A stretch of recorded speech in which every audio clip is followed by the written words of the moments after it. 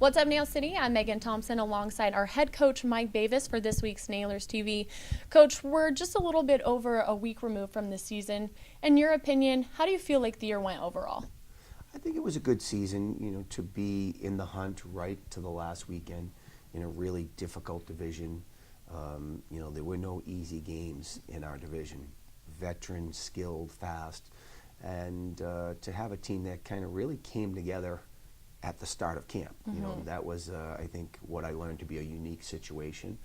And lastly, my first year in the league. No question there was an adjustment period, a learning period. But overall, I think it was a positive year and some foundational pieces put in place to help us move forward.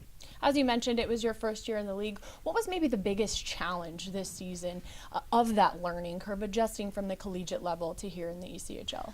Well, there's so many smart players at this level, guys with NHL experience and lots of AHL experience, and maybe it's that one thing that keeps them out of that level. But in terms of hockey sense and puck skill, some of the power plays were just outstanding. Transitional play, in-zone offense. It was a hard league to defend in, especially for a young team. So to adjust as the season went on, tried to fix some issues we had and get better. And in some ways we did, in other areas we didn't come as far as I would have liked.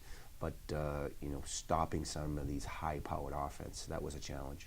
Would that maybe be the biggest positive too, is that there were games where you were able to get those big stops and you were able to see those young guys develop and learn at practice and put it into action in a game? Well, the young guys on our team getting the opportunities they had, and Zach Lynch was a veteran guy for us. Yeah. And to look through the division and see what veteran meant was 28, 29, 32. Right. So we were young, from top to bottom.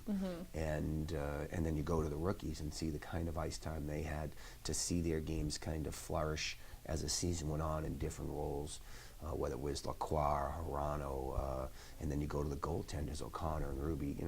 Throughout the lineup, if guys had, difficult periods, they would, reset and rebuild from there and kind of continue their development. And, we had a lot of guys that had career seasons.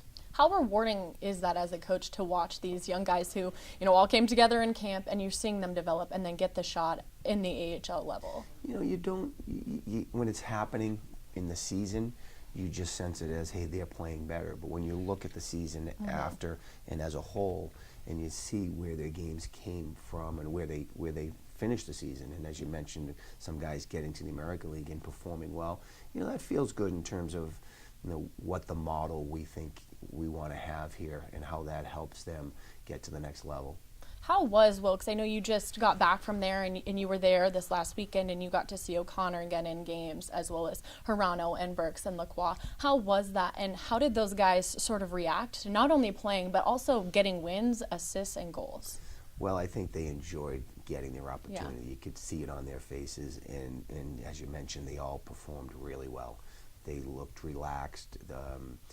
Matt was very composed, and it's such a great story for him to kind of come back and reset his career and continue to try to reestablish himself at that level, and then see the young guys like Lacroix, Hirano, and Burke step in and have offensive success, but just look comfortable.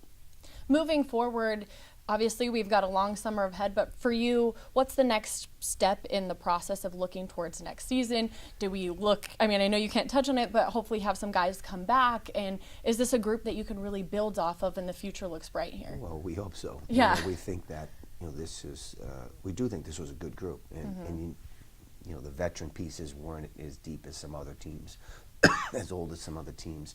We had a large rookie group. But, just like the season was a new experience for me, this off-season will be a new experience. And we got a head start with some college recruiting. And this week in Wilkes was helpful just to see some players that they have signed that potentially could end up down with us for a period, like many of the young guys this year. So it gives us a good sense of kind of what our nucleus might look like. It's going to be important to try to retain some of the veterans that the guys that are in that veteran range, and to look across the league and find some veterans that really give you both age, skill, and kind of build that roster out. Right, so you know what pieces you kind of need to move forward. Well, we have an idea of kind of where we'd like to upgrade and improve, and that's no slight on the guys who are here. Right. But being so young, and whether it's on our D-core or through our forward lines, finding some different pieces, whether it's in speed or another shutdown defenseman, or as an example. So we have an idea of kind of what we're targeting. So something to look forward to, I guess, for next year. We'll move away from hockey a bit. What summer plans? I asked all the guys what they do in the summer. So for you, in the off season, other than recruiting, what do you do for fun in the summer? Going back to Boston, what do you have planned? Well, I'll be catching up with my family mostly. Yeah. And I was lucky that my family could visit, and the schedule allowed me actually to head back to Boston at different occasions in the second half of the season. There'll be things like heading to the NHL draft and Awesome. Penguins development camp, and then just a lot of planning towards next season. Yeah, that'll be awesome. We can't wait. I know that I'm already missing the team in practices and games, so I'm sure our fans are very much so looking forward to next season. Well, thanks so much for sitting down with me. It was great catching up and just looking back on the year. With Mike Bavis, I'm Megan Thompson. We'll see you next time.